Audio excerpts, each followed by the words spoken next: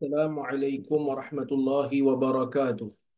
Alhamdulillah nahmaduhu wa nasta'inuhu wa nastaghfiruh wa na'udzu billahi min shururi anfusina wa min sayyiati a'malina. Man yahdihillahu fala mudilla lah wa man yudlil fala hadiyalah. Ashhadu an la ilaha illallah wahdahu la syarika lah wa ashhadu anna Muhammadan 'abduhu wa rasuluh. Allahumma salli wa sallim ala Muhammad wa ala alihi wa sahbihi ajma'in. يا أيها الذين آمنوا اتقوا الله حق تقاته ولا تموتن إلا وأنتم مسلمون. يا أيها الناس اتقوا ربكم الذي خلقكم من نفس واحدة وخلق منها زوجها وبث منهما رجالا كثيرا ونساء واتقوا الله الذي تساءلون به والأرحام إن الله كان عليكم رقيبا. يا أيها الذين آمنوا اتقوا الله وقولوا قولا سديدا يصلح لكم أعمالكم ويغفر لكم ذنوبكم ومن يطع الله ورسوله فقد فاز فوزا عظيما. فإن أصدق الحديث كتاب الله وخير الهدي هدي محمد وشر الأمور محدثاتها وكل محدثة بدعة وكل بدعة ضلالة. أما بعد. Muslimin dan muslimat yang dirahmati oleh Allah Subhanahu wa taala sekalian. Alhamdulillah pada malam ini kita dapat berhimpun bersama-sama untuk kita sambung balik kuliah kita membaca kitab 40 hadis sahih yang berkaitan dengan kisah-kisah ghaib. Yang mana kuliah kita ini dianjurkan oleh tim Tafaqquh Fiddin. Cuma pada malam ini Datin Alia kita tak dapat bersama kita kerana teman rapat beliau yang beliau anggap ayah beliau sendiri dikatakan ataupun dikhabarkan telah meninggal dunia, dan kita doakan mudah-mudahan Allah Subhanahu wa taala mengampuni beliau dan yang sematinya memberi kesabaran kepada keluarga beliau insya-Allah. Baik, kita nak sambung hari ini kisah yang ke-8. Kisah yang ke-8, kisah yang berkaitan dengan telaga Nabi sallallahu alaihi wasallam. Kata Syekh Umar Sulaiman Al-Ashqar yang merupakan pengarang kepada kitab ni, dia kata an Sahal ibni Sa'din radhiyallahu anhu qala qala an-nabiy sallallahu alaihi wasallam inni faratukum 'ala al-hawd man marra 'alayya shariba wa man shariba lam yadhma abada la yaridanna 'alayya aqwam a'rifuhum wa ya'rifuni thumma yuhalu baini wa bainahum. Qala Abu Hazim fasami'ani an-Nu'man ibnu Abi Ayyash faqala hakadha sami'ta min Sahal فقلت نعم فقال أشهد على أبي سعيد الخدري لسمعته وهو يزيد فيها فأقول إنهم مني فيقال إنك لا تدري ما أحدثوا بعدك فأقول سحقا سحقا لمن غير بعدي.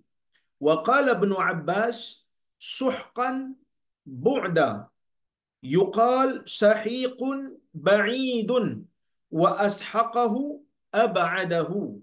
Hadis riwayat Bukhari dan juga Muslim, ya. Hadis ini riwayat Bukhari, Imam Muslim pun riwayatkan hadis ini dengan lafaz yang hampir sama daripada sahabat yang sama.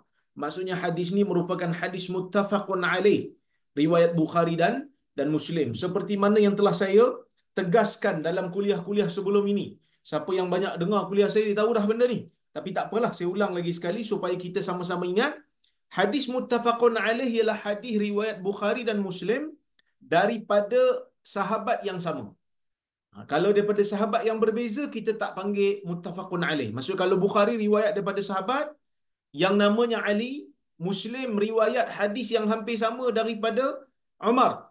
Hadis hampir sama, tapi kita tak panggil muttafaqun alaih kerana sahabat beza. Tapi yang ni kedua-duanya meriwayatkan daripada Sahal bin Sa'ad. Siapa Sahal bin Sa'ad? Sahal bin Sa'ad ni merupakan seorang sahabat Nabi sallallahu alaihi wasallam daripada keturunan Ansar. Dia Ansari. Dia dan ayahnya adalah sahabat Nabi sallallahu alaihi wasallam. Ayah dia ayah dia nama Sa'ad bin Malik Al-Ansari. Dia dan ayahnya adalah sahabat. Nama asalnya Nama asal kepada Sahal ni, nama dia Hazan. Orang Arab macam tu. Dia suka bagi nama anak dia tu dengan nama yang ganas. Tapi bila bagi nama hamba, bagi yang lunak, bagi yang lembut. Kenapa? Nak tunjuk kehebatannya Arab ni. Jangan dia nak tunjuk yang dia tak lemah. Anak dia pun dia bersanggup bubuh nama yang ganas, yang orang kata apa, yang orang dengar pun macam, nama anak dia bubuh macam tu. Kan?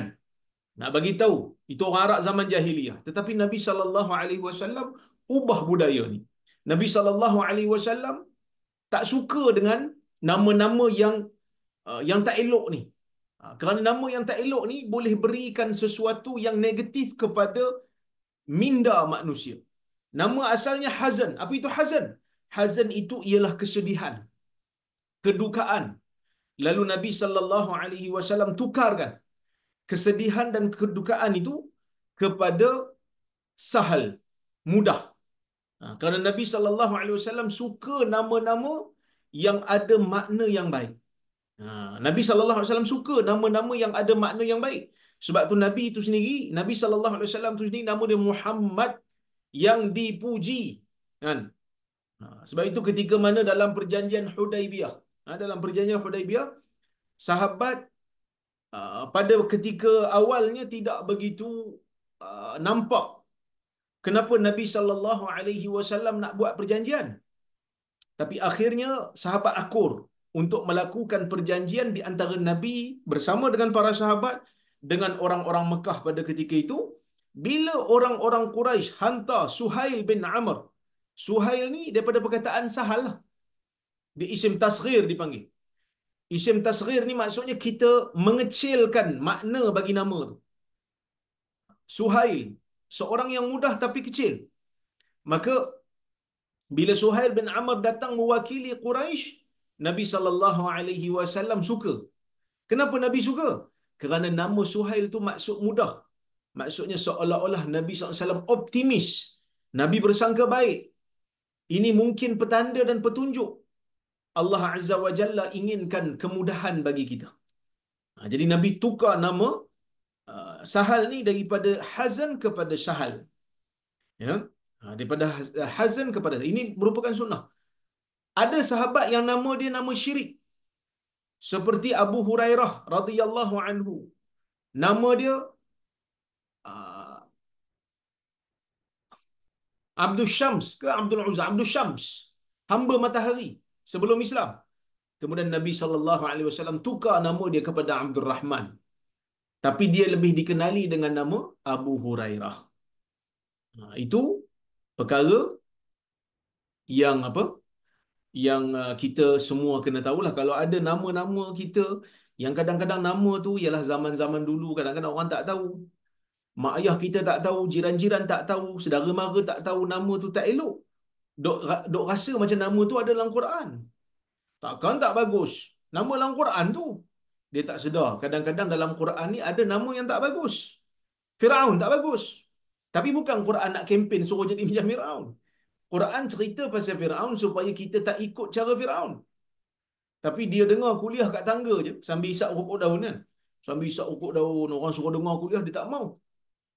Suruh dengar dalam masjid dia tak mau. Dia duduk kat tangga sambil bersembang isap rokok daun. Ustaz cerita pasal sejarah Nabi Musa dan Nabi Musa lawan Firaun. Tiba-tiba dia kata, Firaun elok juga nama tu. Bubuh nama anak Firaun. Jadi kalau ada orang yang namanya Firaun, tukarlah. Kan? Janganlah pasrah saja tak nak buat, tak boleh buat apa lah ustaz, sebab bapak saya dah bagi nama Firaun, saya tak boleh buat apa. Tukar. Kenapa boleh tukar? Kenapa kena tukar? Kerana ia adalah sunnah Nabi sallallahu alaihi wasallam.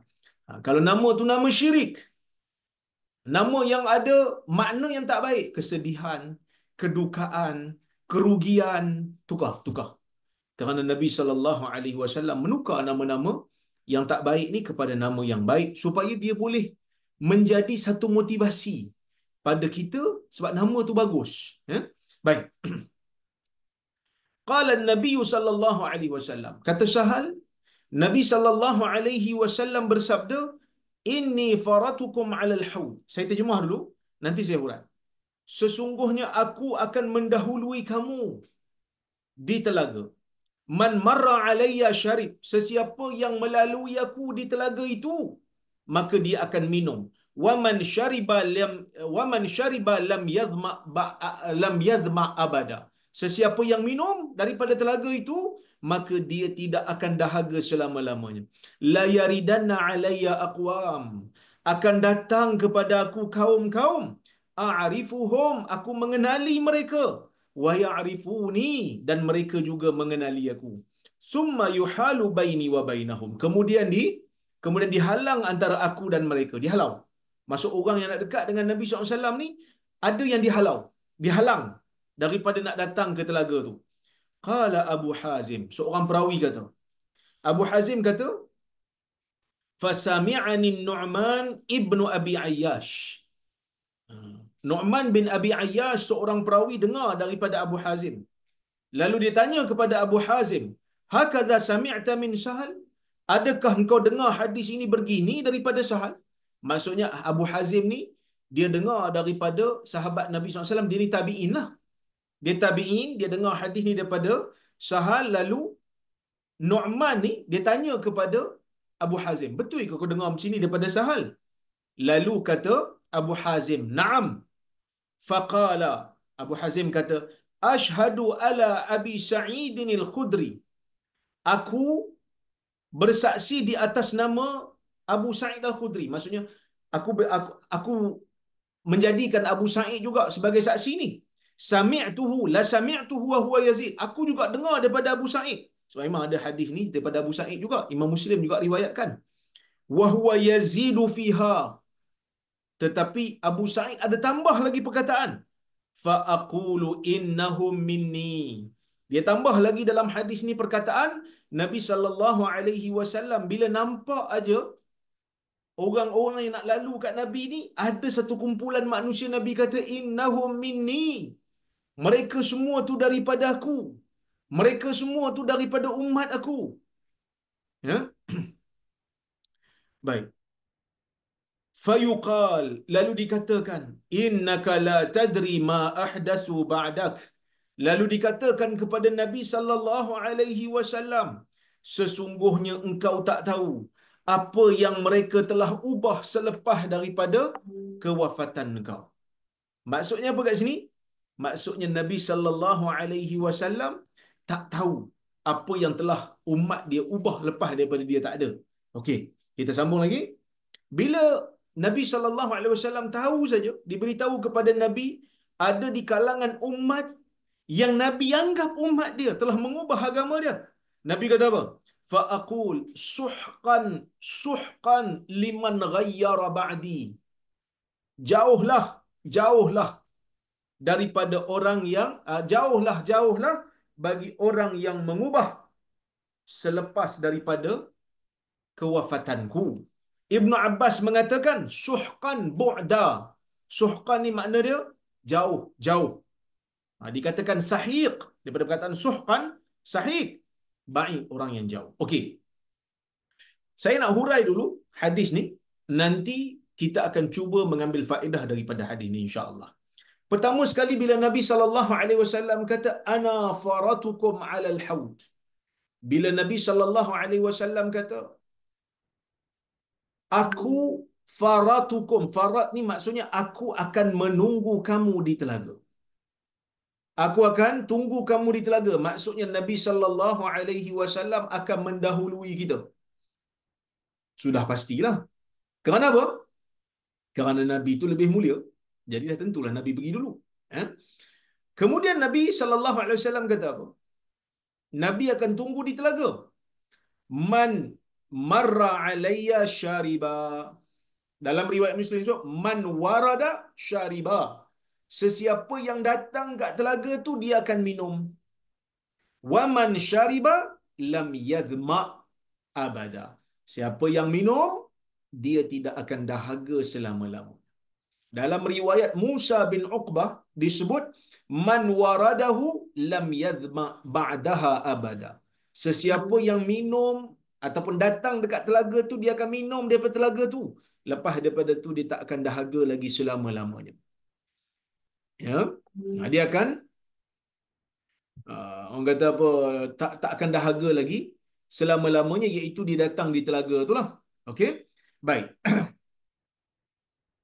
Dalam hadis Umamah, dalam hadis Abu Umamah ada juga disebutkan sesiapa yang minum daripada air itu dia bukan hanya dapat ganjaran tidak dahaga selama-lamanya, tetapi dalam masa yang sama wajahnya pun tidak akan hitam selama-lamanya. Maksudnya wajahnya juga akan bercahaya. Okey. Yang pertama, minum ni bila? Sebab kita semua tahu nanti dekat hari kiamat nanti ni kita akan bangkit daripada kubur apabila ditiupkan sangkakala oleh Israfil. Kita akan pergi ke padang mahsyar. Kita akan dihimpunkan di sana. Bila dihimpunkan di sana, ada manusia yang Allah Ta'ala pilih untuk tidak dihisap. Di antaranya Nabi kita lah.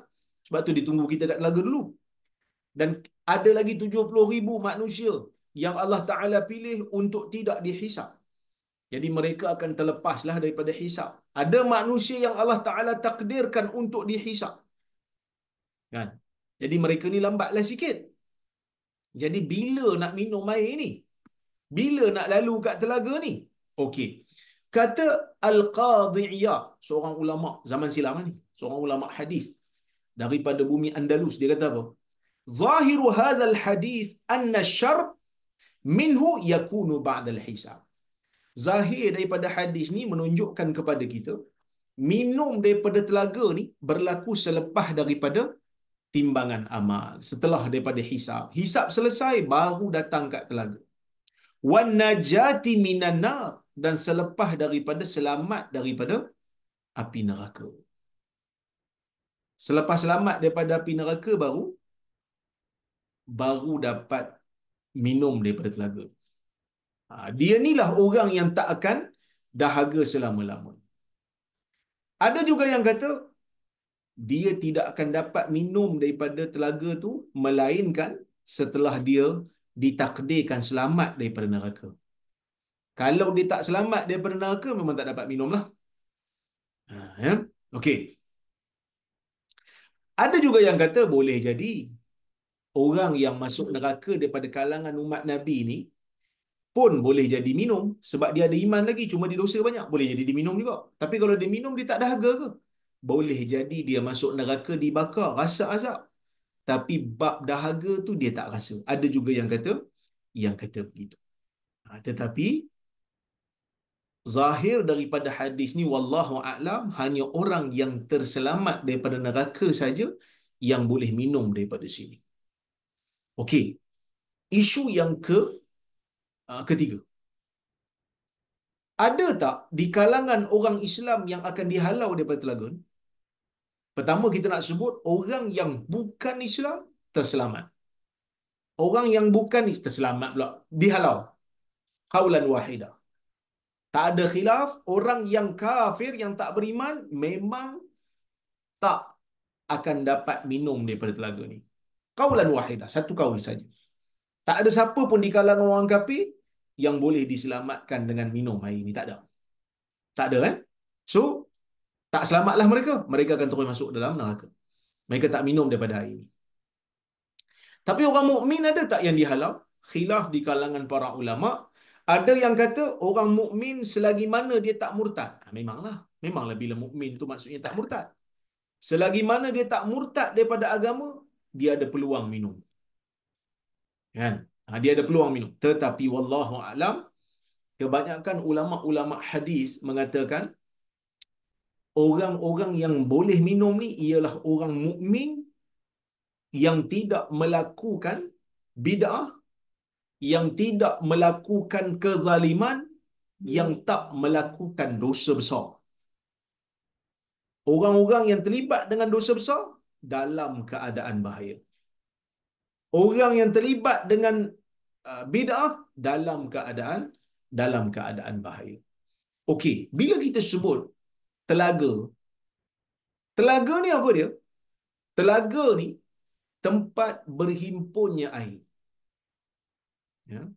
Allah Azza wa Jalla menyediakan di hari kiamat nanti di padang mahsyar sebelum sampai ke syurga, satu telaga yang mana ia menjadi keistimewaan bagi umat Nabi Muhammad sallallahu alaihi wasallam, yang tak melakukan dosa besar, yang tak terlibat dengan bid'ah, yang tak terlibat dengan kezaliman, yang tidak murtad, untuk minum daripada air telaga tu. Dan apabila minum saja daripada air telaga tu, dia takkan dahaga lagi selama-lamanya. Ni telaga Nabi yang dipanggil sebagai haud. Cuma ada tak ha? Ada tak telaga untuk nabi-nabi lain? Di dalam hadis riwayat al-Imam Tirmizi mengatakan likulli nabiyyin haudun. Bagi setiap nabi tu ada telaganya. Ada sebut kecuali Nabi Saleh, kerana dia ada unta untuk dia, boleh minum di situ. Tetapi hadis ini walaupun ia riwayat Tirmizi, tetapi para ulama berbeza pendapat tentang statusnya. Para ulama berbeza pendapat tentang statusnya. Ada yang kata ia hasan, ada yang kata ia dhaif. Tetapi yang disepakati ialah telaga tu memang ada untuk Nabi Muhammad sallallahu alaihi wasallam.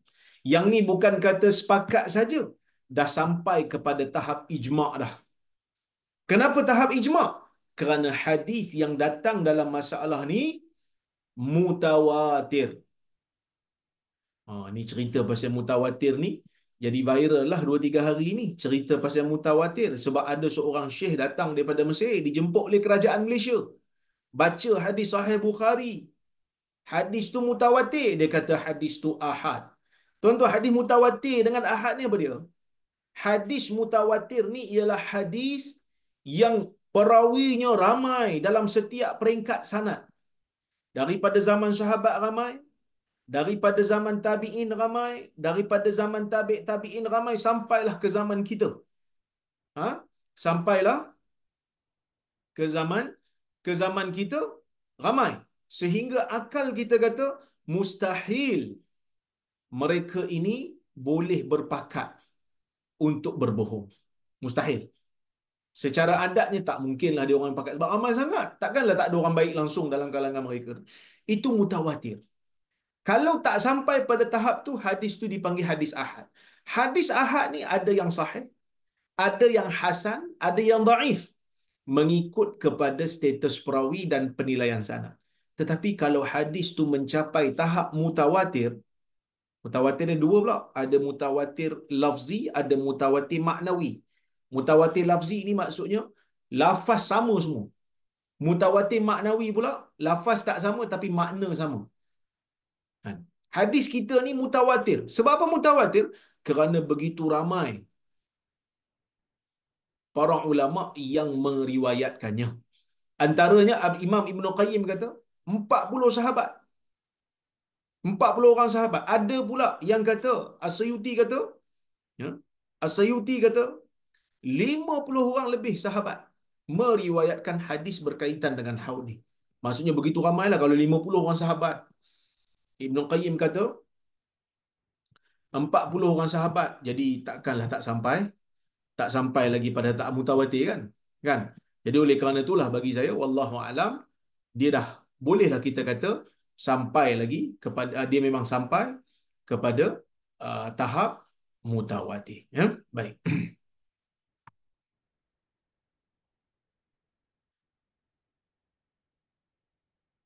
Jadi bila sampai pada tahap mutawatir ni tuan-tuan, kan? Bila sampai kepada mutawatir ni, maksudnya kita tak boleh nak tolak lagi dah. Keyakinan kita tu pasti. Memang Nabi sallallahu alaihi wasallam sebut benda ni. Tak ada dakwa-dakwi lagi lah. Tak boleh kata macam tu. Tak boleh kata tak sahih kot, mungkin silap kot, tak boleh. Sebab ramai sangat yang bawa berita tu. Ya? Sebab itu kata Ibn Hajar, hadis mutawatir ni bila dia sampai je tahap mutawatir, tak boleh tolak lagi dah. Terpaksa terima. Terpaksa terima, tak apa. Okey. Maka ijma' berlaku mengatakan adanya telaga untuk Nabi sallallahu alaihi wasallam. Cuma telaga ni ada ke tak? Sekarang ni dah dicipta ke belum? Berdasarkan kepada hadis riwayat Al-Imam Al-Bukhari, telaga tu dah ada, dah Allah Taala sediakan. Cuma menunggu kita ajalah. Dalam hadis riwayat Bukhari daripada Uqbah bin Amir, Dia mengatakan anna Nabi sallallahu alaihi wasallam kharaja yauman fa shalla ala ahli Uhud salatahu ala al-mayyit. Nabi keluar pada satu hari, Nabi salat ke atas orang Uhud seperti mana Nabi doa ke atas mayat. Doa lah ni, ya. Summan sarafa 'ala al-mimbar. Kemudian Nabi sallallahu alaihi wasallam berpaling pergi ke mimbar, faqala inni faratun lakum. Sesungguhnya aku akan mendahului kalian. Wa ana syahidun 'alaikum, dan aku menjadi saksi kepada kamu semua nanti. Wa inni wallahi la anzuru ila haudil an. Sesungguhnya demi Allah, sekarang ini aku sedang melihat telaga aku yang telah diciptakan. Ha, ya, telah diciptakan. Ha? Kata Ibn Hajar, bila Nabi kata aku melihat sekarang ni, boleh jadi lihat betul-betul. Seperti mana kita melihat benda yang tak ada depan mata kita, tapi kita boleh tengok dalam handphone. Allah Ta'ala lebih berkuasa daripada handphone. Kan, zaman tu, mungkin orang tak berapa nak boleh nampak lagi. Tapi zaman ni, benda tu boleh untuk dibayang. Mudah untuk diterima. Zaman tu, hanya beriman saja. Untuk bayang tu jadi susah sikit. Kerana tak ada televisyen, tak ada telefon. Sekarang ni, dah mudah sikit untuk bayang. Ya? Boleh juga dibayangkan hanya dalam jiwa. Boleh jadi Tuhan tunjuk live depan Nabi. Seperti mana kita tengok benda yang live depan kita tapi tak ada benda tu. Macam kita tengok TV, macam kita tengok handphone. Kita tengok TV bola live kan. Manchester United lawan Arsenal. Kita tengok kat Kanga ni. Mereka main tu dekat England tu. Tapi kita boleh tengok kat sini. Live. Kalau teknologi manusia boleh buat, Allah Azza wa Jalla lebih berkuasa daripada itu. Lebih maha menguasai daripada itu. Ya? Dah tentu boleh buat. Okey? Boleh jadi juga Allah lihatkan dalam jiwa Nabi sallallahu alaihi wasallam. Tapi yang lebih kuatnya ialah memang Allah Taala tunjuk pada Nabi sallallahu alaihi wasallam. Kata Ibn Hajar, wa hadha huwa zahir. Inilah yang zahir daripada hadis. Okey.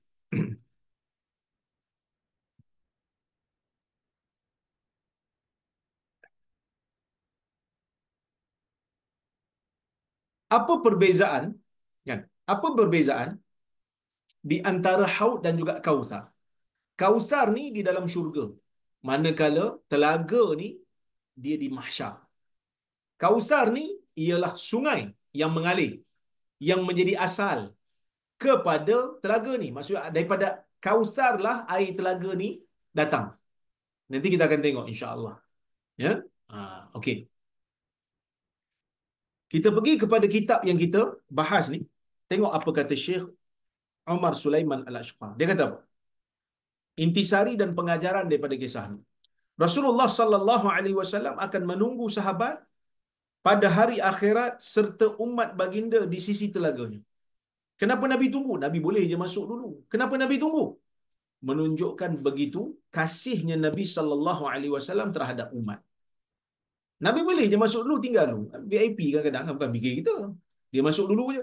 Kalau dia dapat special lane, dia masuk dulu je. Nanti dah sampai kat destinasi baru dia jumpa kita kat airport sana. Itu pun kadang-kadang kat hotel baru jumpa. Sebab apa? Sebab airport sana pun dia dapat special lane. Kita tak dapat. VIP kadang-kadang tak peduli kita.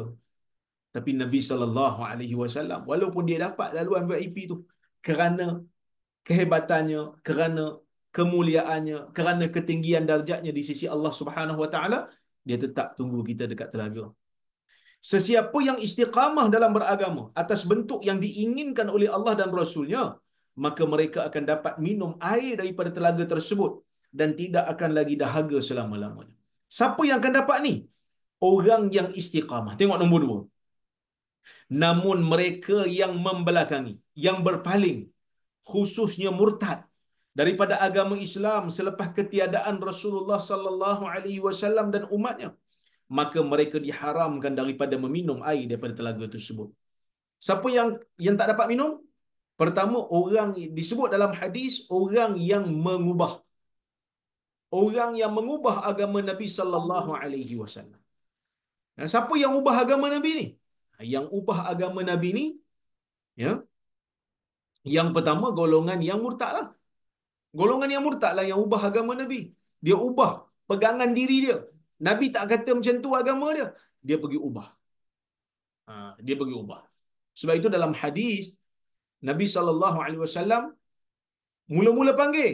Lepas tu bila dia kata kepada Nabi, innaka la tadri ma ahdatsu ba'dak. Kamu tak tahu apa yang mereka ubah agama kamu. Ubah agama dengan kata inilah agama yang Nabi buat. Murtad dia. Kerana dia menganggap benda yang bukan Nabi kata, dia anggap sebagai agama. Tak boleh. Ya? Baik. Sebab itu, ada seorang uh, tabi'in, nama dia Ibn Abi Mulaikah. Dia dengar hadis daripada Asma. Hadis Asma, hadis yang hampir sama, riwayat Imam Bukhari. Hadis yang hampir sama, cerita pasal haud juga. Dia kata apa? Nabi SAW panggil ni.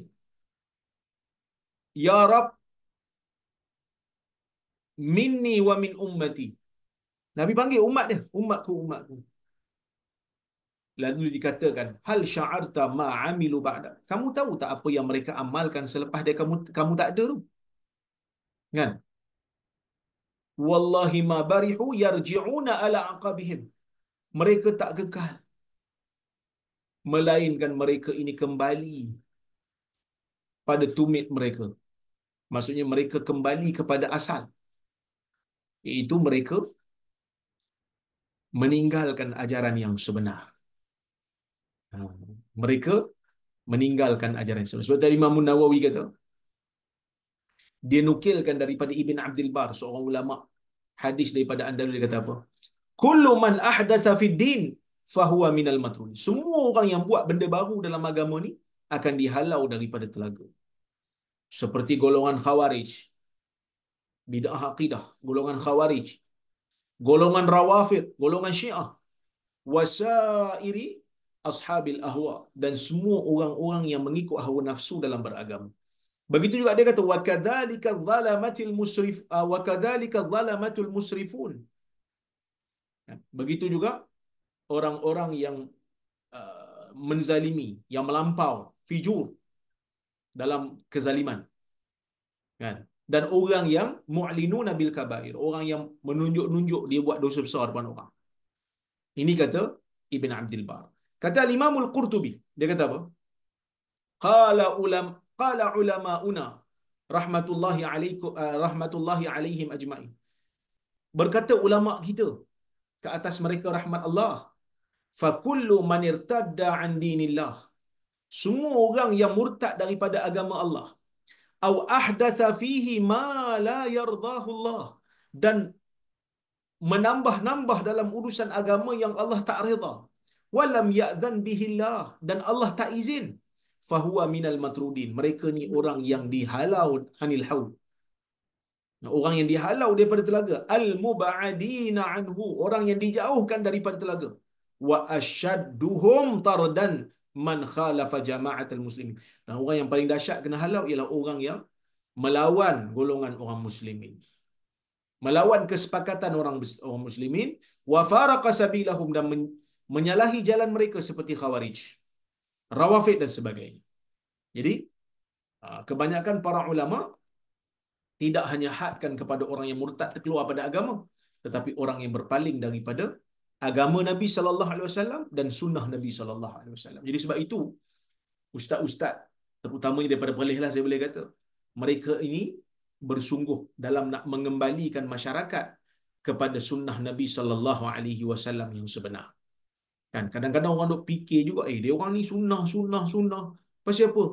Kadang-kadang ada juga yang kata terpaling sunnah. Iyalah. Memanglah kalau boleh kita nak terpaling sunnah, walaupun kadang-kadang kita ada kelemahan di sana sini. Tapi semangat nak terpaling sunnah tu kena ada lah. Kenapa kena ada?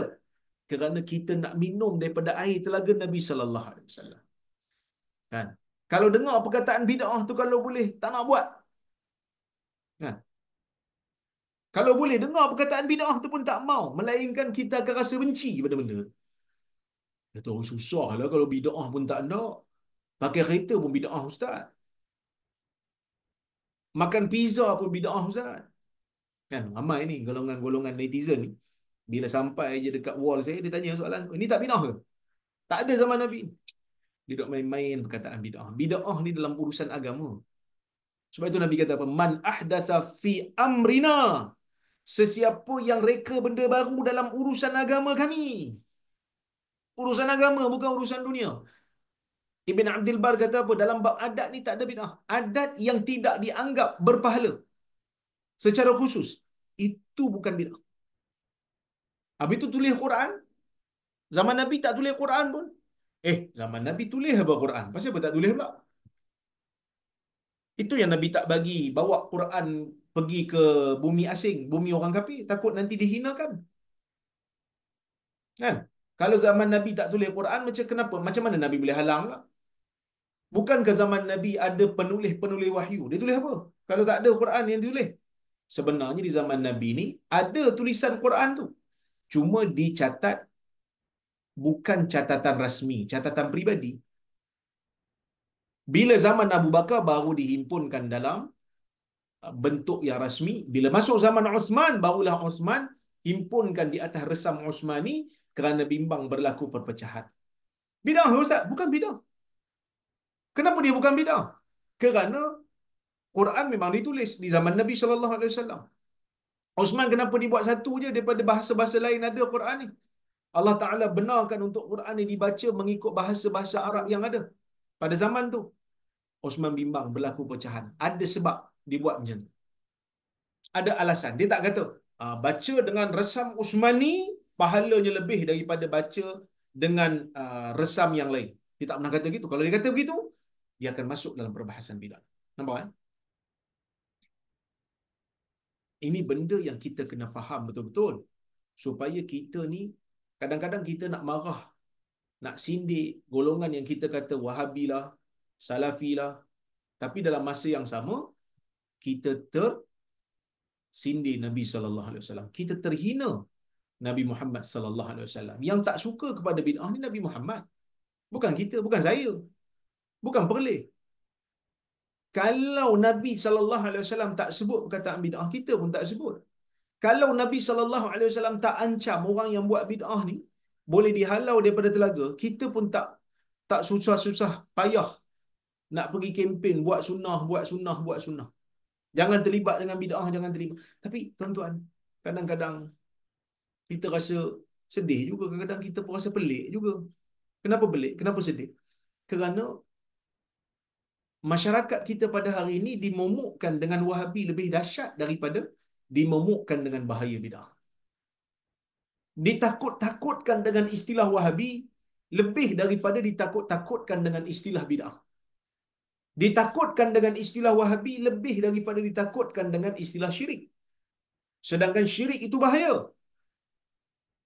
Syirik bahaya. Tapi berapa ramai di kalangan kita yang disedarkan oleh masjid, oleh khutbah Jumaat berkenaan dengan syirik. Alhamdulillah, khutbah di Perlis ni ada lah. Kan? Berapa ramai di kalangan kita yang disedarkan tentang bahaya bid'ah dalam khutbah Jumaat, dalam kuliah-kuliah di masjid. Berapa ramai di antara kita disedarkan dengan kepentingan berpegang dengan sunnah Nabi sallallahu alaihi wasallam di akhir zaman ni. Kan? Cuba kira. Berapa kali khutbah Jumaat tempat tuan-tuan cerita pasal kepentingan memberi makan kepada jiran pada hari kematian keluarga. Berapa kali tuan-tuan dengar dalam setahun?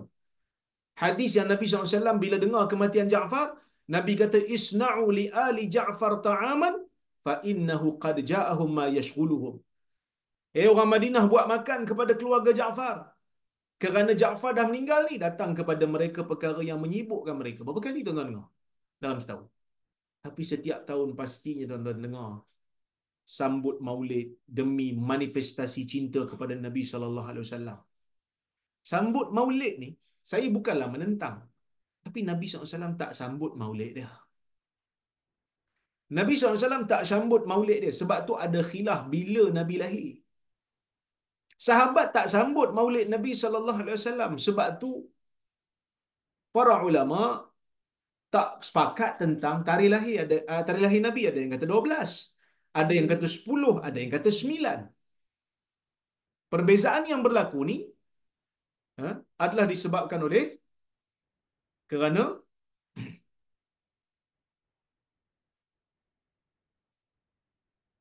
Mereka tak sambut.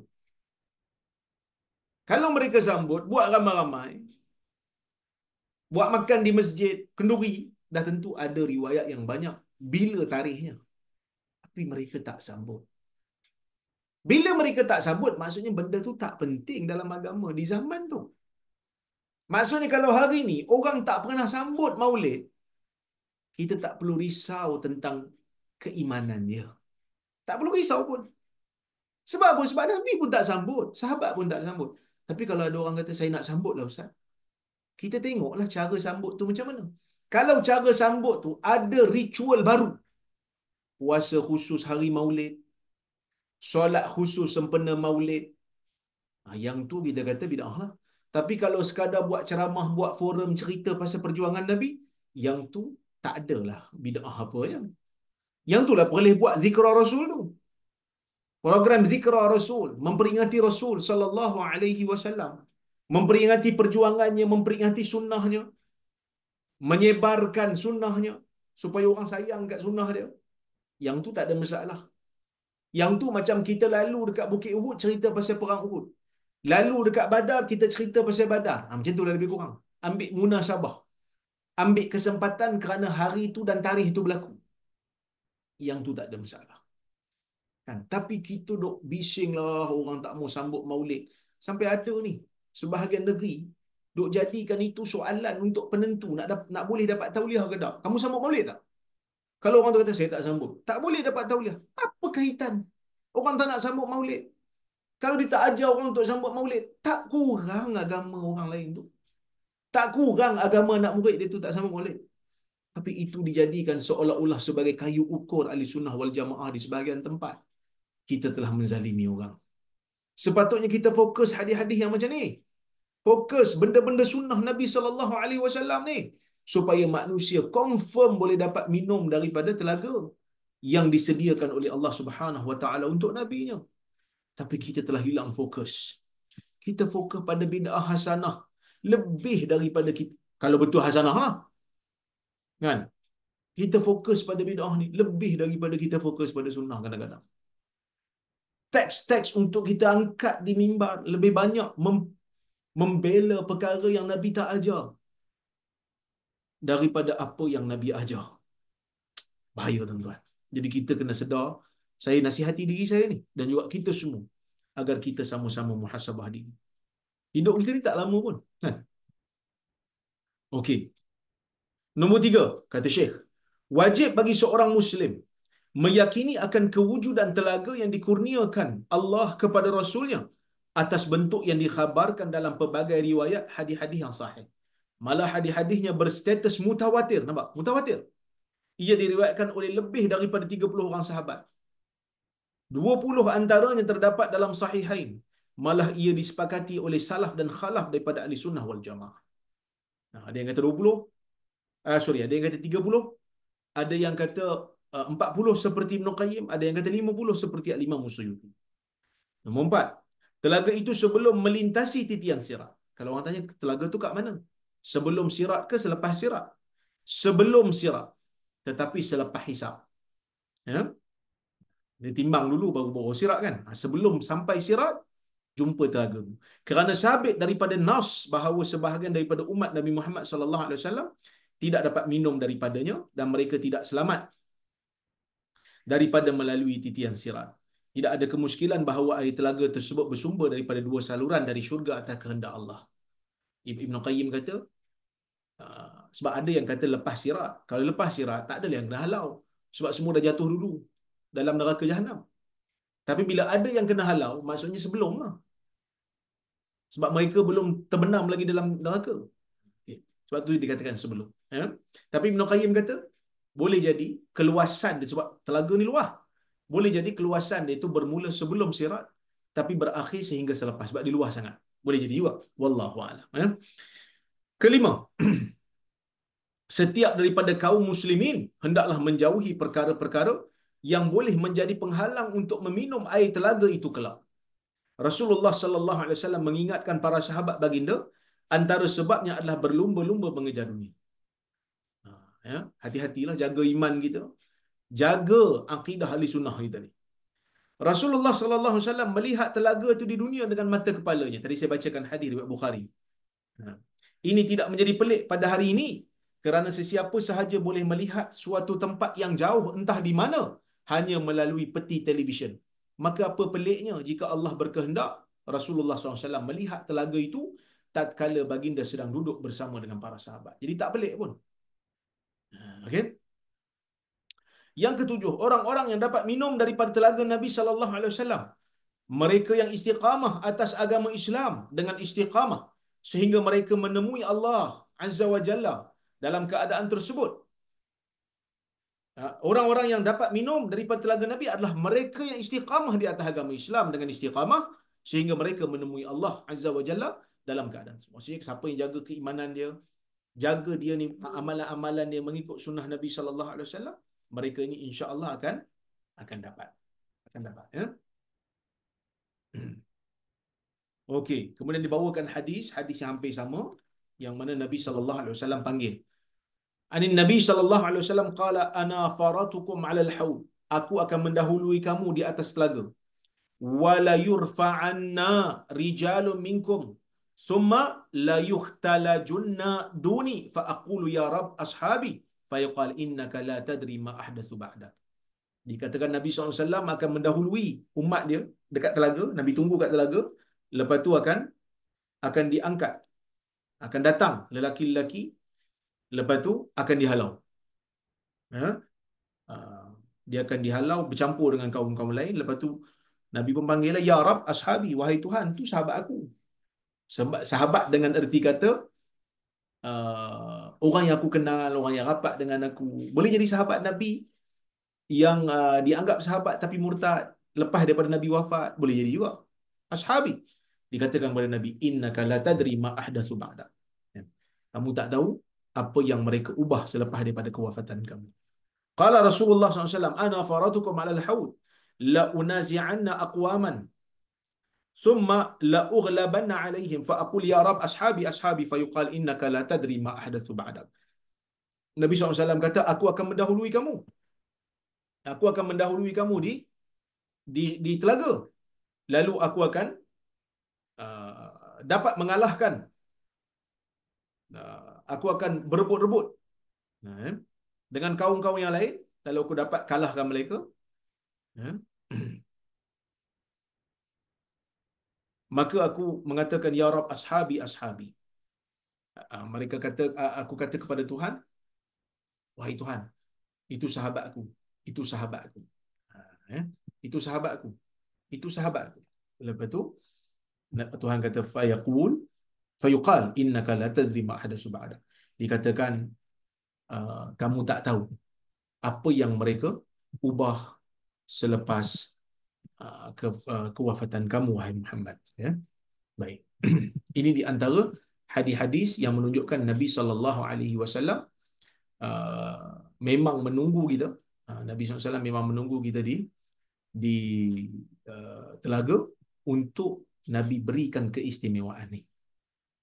Istimewa apa? Dapat minum daripada air telaga Nabi SAW yang mana kalau minum tak dahaga selama-lamanya selepas daripada itu. Okay.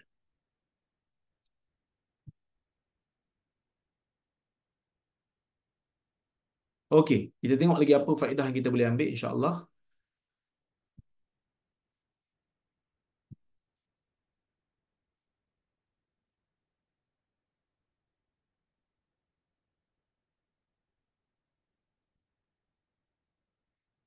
Okey.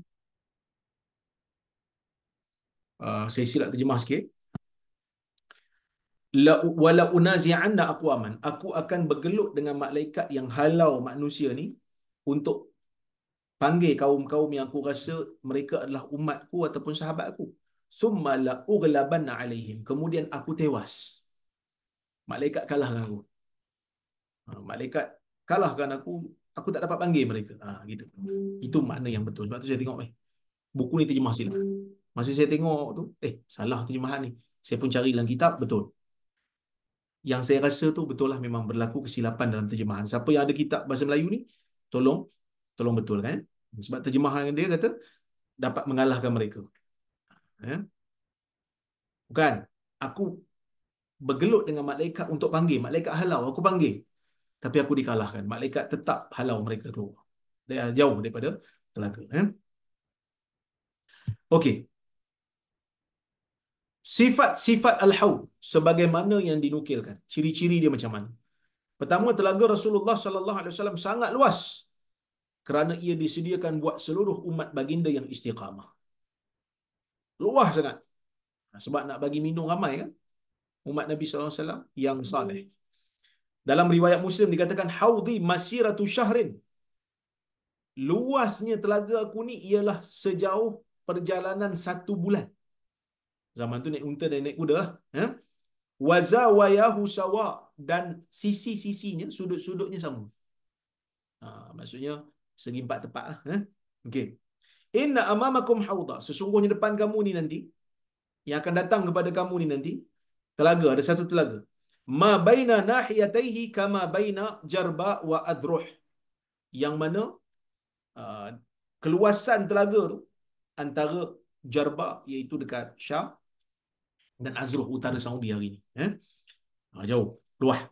Kemudian ada riwayat Nabi SAW kata, qadru haudi kama baina Ailah wa Sana'a minal Yaman. Luah telaga aku ni seperti mana Ailah. Ailah ni sekarang ni dalam Palestin yang dijajah dalam Israel. Ke Sana'a di Yaman. Ada juga hadis Nabi SAW dalam riwayat Muslim kata, wa inna ardahu, luahnya seperti Ailah ilal Juhfah. Pantai Ailah yang berada di Israel, Palestin yang dijajah hari ini, ke Juhfah di Syam. Okey, ada juga riwayat kata mim maqami ila Amman, daripada tempat aku berdiri ni ke Amman di Syam, di Jordan hari ini. Kata Profesor Dr. Uman Sulaiman Ashqar, penulis kitab ni, jarak-jarak ni disebutkan bagi jelaskan sejauh mana keluasannya. Nabi SAW nak bagi faham luas macam mana. So Nabi berikan gambaran kepada orang-orang Islam yang ada pada zaman itu. Airnya sangat bagus, baunya harum dan rasanya sangat sedap sebab dia datang dari syurga. Dalam hadis riwayat Bukhari, Nabi kata apa? Ma'uhu abyadu minal laban. Airnya lebih putih daripada susu. Warihuhu atyabu minal misk. Dia punya baunya lebih wangi daripada kasturi. Ya. Dan ada yang riwayat yang kata dalam Muslim, wa ma'uhu abyadu minal wariq. Airnya tu lebih putih daripada perak. Warihuhu atyabu minal misk. Dia punya baunya lebih baik daripada kasturi. Wa ahla minal asal, dalam riwayat Muslim yang lain, lebih manis rasanya daripada madu. Okey. Dan tanahnya, dasarnya tanah di bawah tu seharum kasturi. Dan disebutkan di situ juga, dia kata yashkhubu fihi mizabani minal jannah.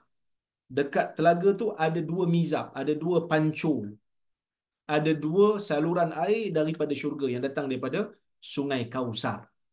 Ya. Baik. Kemudian disebut wakizanuhu kanujumus sama. Bekas minum yang ada kat telaga tu, ada bekas minum. Bekas-bekas untuk orang ambil, untuk orang minum tu, bilangan dia seperti bintang di langit. Bintang ni banyak. Kalau kita tengok malam gelap, kita akan nampak bintang begitu banyak. Galaksi berapa banyak kan bintang-bintang tu? Bilion. Ya? Dalam hadis yang lain Nabi SAW sebut dalam riwayat Muslim, walladhi nafsu Muhammadin biyadi la aniyatuhu aktsaru min adadi nujumis sama wa kawakibiha ala fil lailatil mudlimah. Nabi kata apa? Demi Tuhan yang diriku berada di tangannya, bekas-bekas yang berada di telaga itu lebih banyak daripada bilangan bintang-bintang di langit. Lebih banyak. Ala fil laila muzlimah. Ketahuilah pada malam gelap. Waktu tu nampak bintang banyak. Nampak galaksi semua, gelap-gelap. Sekarang ni tak nampak kalau duduk bandar sebab pencemaran cahaya, tak nampak bintang banyak. Duduk dalam gelap kita akan nampak bintang banyak. Macam itulah dia kata. Bekas-bekasnya. Okey, kata Dr. Sulaiman Ashqar, dia kata Rasulullah SAW nak tegaskan apa ni? Bejana yang akan digunakan oleh orang mukmin bagi minum daripada haud adalah lebih banyak daripada bintang di langit pada malam gelap gelita. Bejana-bejana yang digunakan bagi minum daripada telaga sebut adalah daripada syurga. Perumpamaan bejana kepada bintang selain daripada tentang jumlah banyaknya, boleh juga difahami bejana tu cantik macam bintang bersinar-sinar. Boleh juga difahami Begitu. Jadi wallahu taala a'lamu bissawab. Itulah hadis yang ke-8 yang boleh saya huraikan pada malam ini. Insya-Allah saya tengok kalau ada soalan ataupun komentar ataupun kritikan saya salah di mana-mana tolong bagi tahu. Assalamualaikum Ustaz. Waalaikumsalam. Waalaikumsalam. Sekolah saya ada buat solat hajat 41 hari.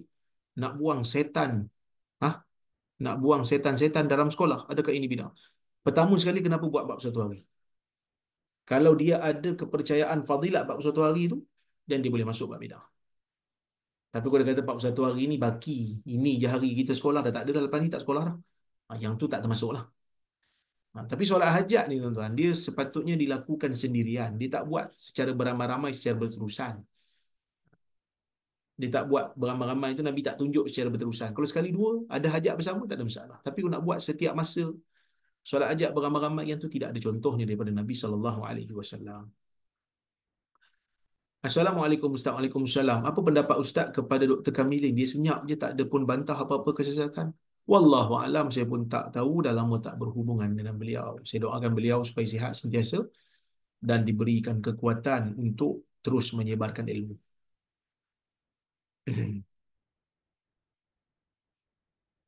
Maksudnya Nabi SAW tidak ada komunikasi atau interaksi dengan umatnya lepas kewafatan. Sebab itu Nabi tak tahu. Orang yang menambah-nambah agama yang asal lalu dihalau di tenaga. Macam mana kes ada orang mimpi berinteraksi dengan Nabi SAW? Nabi tak tahu semualah.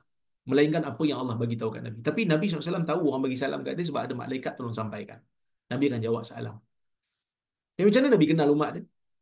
Kalau umat tu Muslim tapi ada buat dosa besar, Nabi akan kenal melalui tanda-tanda wuduk. Muka-muka ni akan bercahaya. Anggota wuduk ni akan bercahaya dengan kesan air wuduk. Yang mana yang murtad tu mungkin di zaman Nabi ya.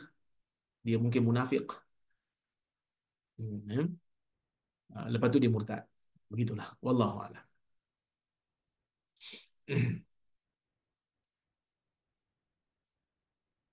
Ustaz, saya pergi beberapa masjid ada bacaan pelik-pelik waktu tengah-tengah khutbah dan hari ini ada jumpa masjid di selawat dan doa ramai-ramai yang saya tak pernah dengar. Adakah daripada sunnah? Uh, Setahu saya tak ada dalam sunnah Nabi SAW melainkan khatib je bercakap. Dia tak ada bising-bising nak jerit-jerit, makmum jerit-jerit waktu khutbah, tak ada. Melainkan ada riwayat yang Badui bercakap dengan Nabi SAW untuk minta doa. Minta Nabi doa untuk hujan. Kemudian hujan dah banyak sangat sebab kemarau masa tu. Bila doa hujan dah banyak sangat, dia minta minggu depannya dia minta pula Nabi doa untuk alihkan hujan tu. Ada. Assalamualaikum. Waalaikumsalam. Majlis maulid dan majlis haul ni perkara yang sama ke? Makin banyak majlis haul dibuat sepanjang tahun. Haul ni meraihkan kematian orang-orang selain daripada Nabi SAW. Ini pun pelik juga ni. Tak pernah ada menjadi budaya, tiba-tiba jadi budaya sebab apa? Sebab inilah Ashmatur dah masuk ke Malaysia. Golongan-golongan sufi yang tidak pernah ditunjukkan oleh salafus salih dalam masalah ni. Jadi tuan-tuan, teruslah ya, kita uh, berada di atas jalan sunnah Nabi SAW. Jadi saya kira cukuplah sekadar itu untuk malam ni. Saya mohon maaf terkasar bahasa tersilap kata. Saya ucapkan terima kasih banyak kepada semua yang hadir dalam kuliah kita. Terima kasih kepada Tafakuh Fiddin, Hajah Hili, Kak Alia dan semua tim-tim yang terlibat. Moga Allah Ta'ala berikan kalian kekuatan, kesempatan untuk meneruskan usaha-usaha baik ini insya-Allah. Aku qawli hadza wa astaghfirullahal azim li wa lakum. Assalamualaikum warahmatullahi wabarakatuh.